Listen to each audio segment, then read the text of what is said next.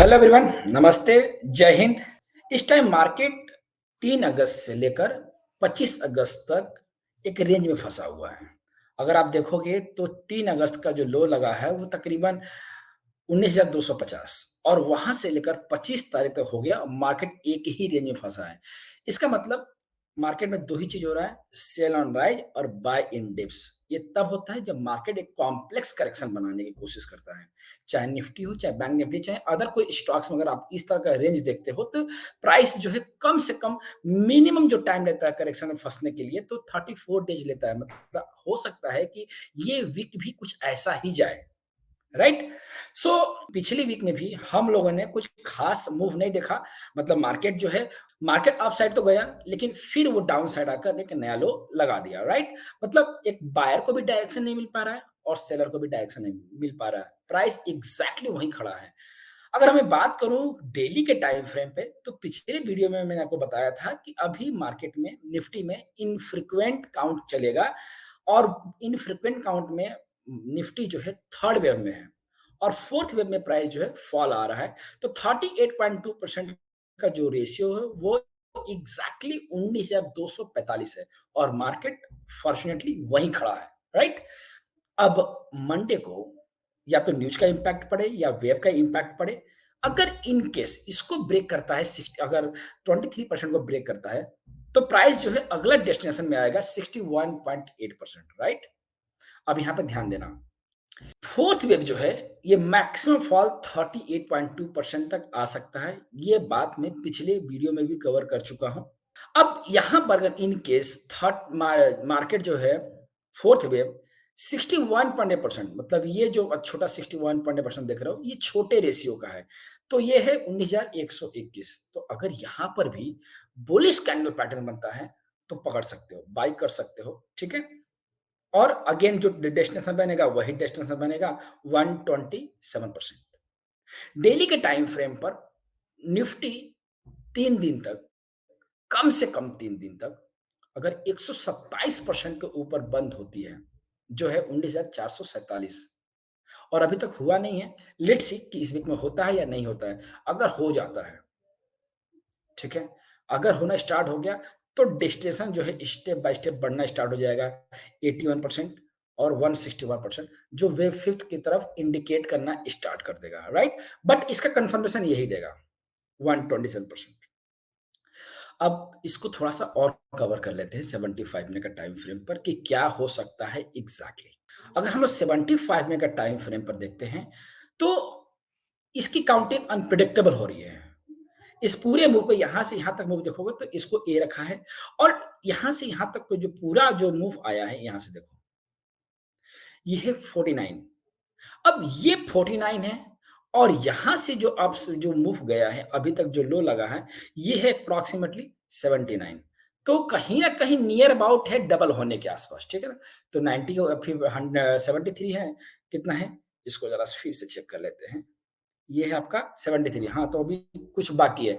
तो देखा जाए तो टाइम पीरियड ये ले रहा है, ये टाइम पीरियड ले रहा है। तो इसका मतलब है कि ये जो पॉइंट आ रहा है ये आपका इम्पल्स है और जो ये टाइम टेकिंग ले रहा है, ये जो टाइम ज्यादा ले रहा है ये आपका करेक्शन है। करेक्शन ये टाइम लेता है। तो ये इम्पल्स और ये करेक्शन। ठीक है। अब करेक्शन में बी हो सकता है, सेकेंड हो सकता है, फोर्थ वेव हो सकता है और तो कोई होगा होगा नहीं। तो अगर हम इसको ए रखते हैं तो ये पूरे मूव को बी रख सकते हैं। ठीक है। बी रख सकते हैं बट कंडीशन ये रहनी चाहिए कि ये प्राइस, इस प्राइस को 50% से ज्यादा नहीं टूटना चाहिए। अगर 50% ब्रेक करता है तो प्राइस अब बी नहीं होगा, प्राइस जो है 161% तक आ सकता है जो सी को इंडिकेट करेगा।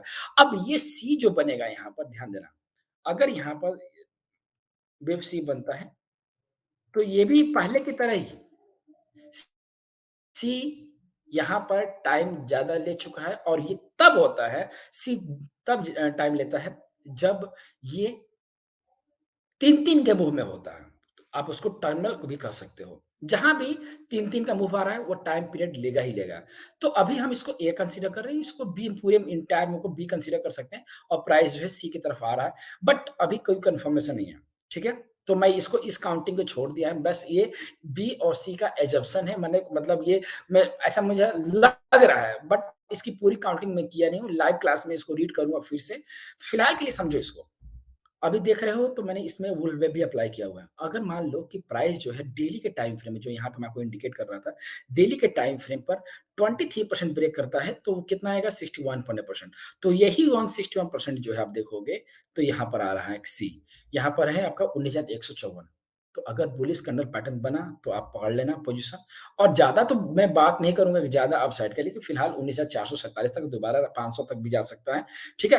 तो अब देखा जाए कि एग्ज़ैक्टली क्या होता है क्योंकि अभी किसी को क्लियर डायरेक्शन मिला नहीं है, राइट ना? अब देखो, अगर मैं बात करूँ कि क्लियर डायरेक्शन कब मिलेगा निफ्टी में कि निफ्टी कब अपसाइड की तरफ जाएगा, तो अभी जो पिछले वीक का जो हाई लगा है 19,584 जब प्राइस 19,584 के ऊपर क्लोजिंग आएगा ना, तब जाके पता चलेगा, तब जाके कन्फर्म करेगा, पता नहीं चलेगा, तब जाके ये कन्फर्म करेगा कि निफ्टी जो है 19,200 20,160 का हाई लगा सकता है। बट कंडीशन सुन लो 19,584 ब्रेक करता है तो।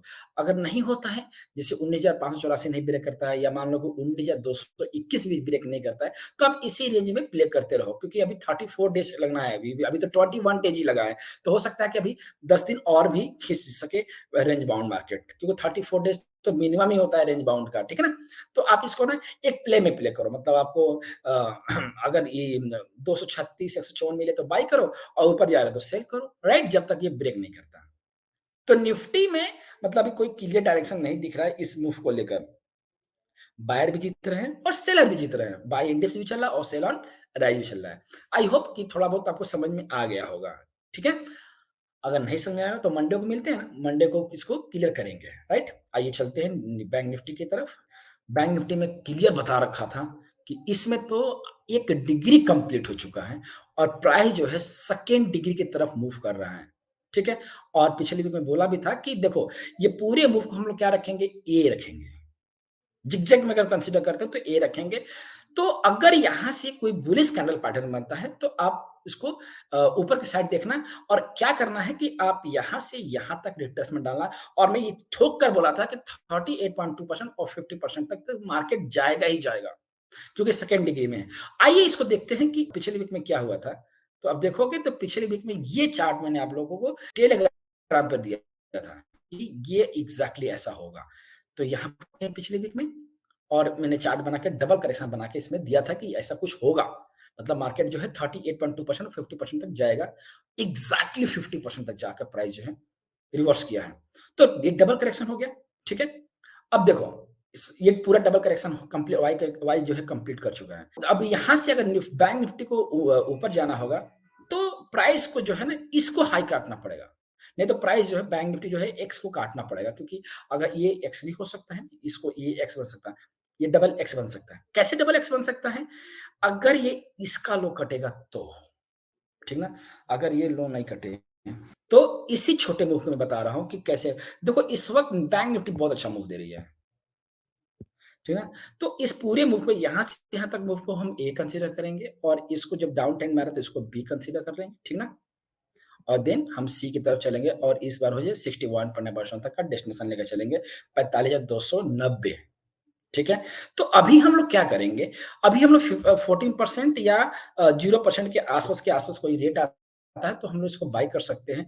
अब स्टॉप लॉस रखेंगे यही, ठीक ना? वाई कटा, अगर स्टॉप लॉस कटा, ध्यान रखना पहली बात तो क्या जानते हो? प्रॉब्लम ये भी है कि स्टॉप लॉस कटने का लोग वेट करते हैं। चाहे मेरा ही चाहे किसी और का। वेट का स्टॉप लॉस कटा तुम्हारे एनालिसिस गलत होगी। इलियट वेब कभी गलत हो ही नहीं सकती। मैं चैलेंज कर रहा हूँ इस चीज़ का कि इलियट वेब कभी भी गलत नहीं होती है। गलत कौन होता है? अपन लोग। लेकिन ये लोग समझते नहीं हैं। चलो, आप लोग समझा करो, ठीक है? चलो, अब देखो कि अगर मान लो कि ये वाई हो गया और मैं स्टॉप सपोज़ करो कि स्टॉप लॉस कट गया, ठीक है? स्टॉप लॉस कटा, तो ये वाई और आपका ये डबल एक्स, ठीक ना? अब इसको डबल एक्सेस रीड कर देना। अब जो जेड बनेगा ना, वो क्या बनेगा? एग्ज़ैक्टली इतना ही बनेगा, जितना बड़ा ये बना है ना, जितना लंबा मूव ये कितना लंबा मूव है? तो आप यहाँ से यहाँ तक मूव देख लो। कितना पॉइंट है? ये तकरीबन आपका जो मूव आएगा ये टोटल, ये है आपका 2700 के आस-पास। 2700 पॉइंट आपका ये फॉल है, ऊपर से लिखा है। तो हो सकता है कि 2700 पॉइंट और मतलब 2000 तो मान के चलो, 2000 मान के चलोगे तो 42,000 आ जाएगी, ठीक ना? तो जेड जो है 42,000 तक भी आ सकता है। ठीक है? फिलहाल के लिए मैं उतना बड़ा तो नहीं देख रहा हूँ, बट अभी क्या है कि अगर ये हाई नहीं करता मतलब यहाँ से रिवर्स ये एस्टेब्लिश नहीं करता है, ओवरऑल समझो कि ये एस्टेब्लिश नहीं करता है, तो हम अगला डेस्टिनेशन 61% तक लेके जा सकते हैं। मिनिमम या मैक्सिमम जो है 81% तक लेके चलेंगे, ठीक ना? ये स्टेटस कटेगा तो आप इसको क्या कर देना है, इसको डबल एक्स कर देना है, ठीक है? अब रिस्क और रिवार्ड दोनों फेवरेबल हैं, सेल में भी और बाय में भी। क्योंकि देखो अगर आप 14% बाय करोगे तो छोटा सा स्टॉप लॉस है। अब यहाँ से स्टॉप लॉस कटा तो आपका छोटा सा स्टॉप लॉस फिर 14% का बन जाएगा, फिर सेल में क बन जाओ, फिर सेल में आ जाओ, ठीक ना? तो यहाँ पर रिस्क रिवार्ड रेशियो दोनों बहुत अच्छे फेवरेबल हैं, ठीक ना? तो अब मैं उम्मीद करता हूँ कि आपको ये दोनों एनालिसिस आपको समझ में आ गई होगी। और अगर नहीं भी समझ में आई होगी ना, तो मैं आपको अभी विश्वास दिलाता हूँ कि लाइव क्लास में आना, मंडे को मिलेंगे और वहाँ पे हम लोग इस चीज़ को डिस्कस करेंगे, बाकायदा प्रूफ के साथ कि क्या हो सकता है आगे, ठीक है? तो अभी मेरा थोड़ा गला बैठा हुआ है मुझे ब्लेसिंग दीजिएगा कि जल्दी ठीक हो जाऊँ। मिलते हैं अगली वीडियो में, अपना ख्याल रखिएगा। नमस्ते, जय हिंद।